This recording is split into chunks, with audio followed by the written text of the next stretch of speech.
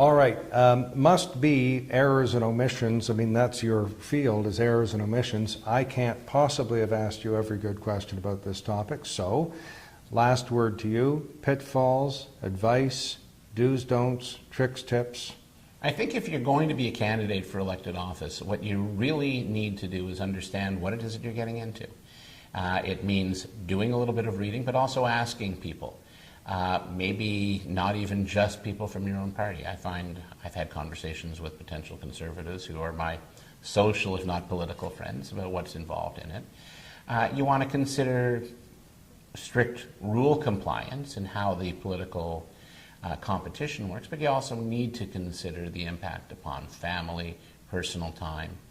What I think a lot of people don't really pick up on is how much of their time politicians give to what they're doing. An elected parliamentarian is away from home 5 days a week in another city for however long Parliament sits during the year.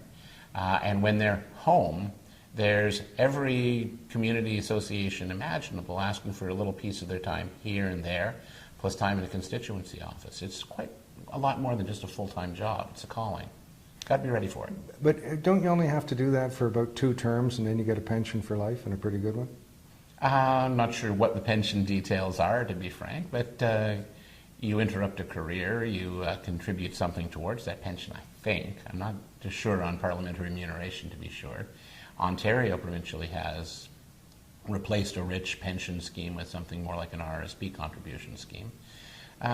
It's a decision that's being made at the political level, multi-partisan, perhaps everybody's own interest to some extent, but criticism of what they're getting has resulted in moderation. I think that's a good way for the system to work. Well, those who have listened to you and watched may have been dissuaded from running. Others may have been encouraged, and if they are encouraged, they'll be a little closer to being a master of the art of campaigning. Thank you. My pleasure.